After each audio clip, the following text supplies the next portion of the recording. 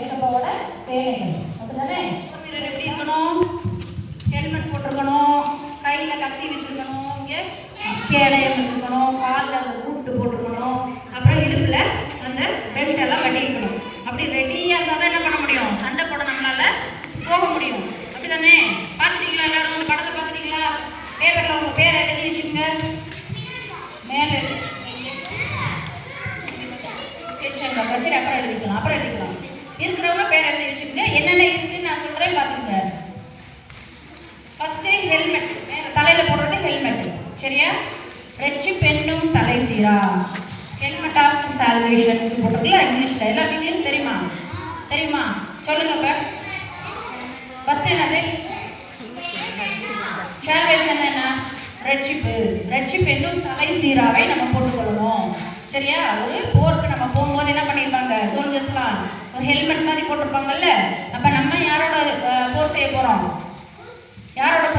நம்ம சாத்தானோட போர் செய்ய போகிறோம். அதனால நம்ம எப்படி கவர் பண்ணியிருக்கணும்? நம்மளுடைய தலையை ரட்சிப்பென்னும் தலை சீராவால் கவர் பண்ணியிருக்கணும். அடுத்தது பிரஸ்பிளைட் வந்து என்னது? மார்க்கவசம், நீதியின் மார்க்கவசம். சரியா? மார்க்கவசம் இங்கே போட்டிருப்பாங்கல்ல, சண்டை போட போகும்போது மார்க்கவசம் வந்து அது நீதியாக இருக்கணும். கர்த்தர் நீதியாக இருக்கிறது இல்லையா? அவருடைய நீதி நமக்கும் வேணும். நம்ம அந்த நீதியின் மார்க்கவசத்தை போட்டுக்கணும். அடுத்தது ஸ்வாட் ஆஃப் ஸ்பிரிட், அதை லாஸ்ட்டாக வச்சுக்கணும். அடுத்தது வந்து பெல்ட் ஆஃப் ட்ரூத், அப்படின்னா சத்தியம் என்னும் கச்சை. இடுப்பில் பெல்ட் கட்டுவோம்ல, பசங்கள்லாம் கட்டுவாங்க பேண்ட் போட்டு பெல்ட். அது வந்து ட்ரூத், சத்தியம். சத்தியம் எது? வேத வசனங்கள் தான் சத்தியம். வேத வசனங்களில் நம்ம எவ்வளோ ஸ்ட்ராங்காக இருக்கணும் அப்படின்றது நம்ம பார்த்து அந்த பெல்ட் போட்டுக்கணும். அப்புறம் பாதரட்சை, ஆயத்தம் என்னும் பாதரட்சை. இந்த பூட்டு வந்து ஆயத்தம் என்னும் பாதரட்சை. சரியா? ஆயத்தமாக இருக்கணும். நம்ம போர் செய்கிறதுக்கு எப்பொழுதும் தயாராக இருக்கணும். ஏன்னா பிசாசு எவனை விடுங்கலாமோ என்று சுற்றி திரிக்கிறான் இல்லையா? அதனால அவனோட நம்ம போர் செய்யணும் அப்படின்னு சொன்னால் நம்ம எவ்வளோ தயாராக இருக்கணும் அப்படின்றத பார்த்துக்கணும். அடுத்தது வந்து சீல்ட் ஆஃப் ஃபெய்த். ஃபெய்த் வந்து விசுவாசம் என்னும் கேடகம். கையில் அந்த கேடகம் வச்சுட்டாங்கல்ல, இது விசுவாசம் என்னும் கேடகம். சரியா?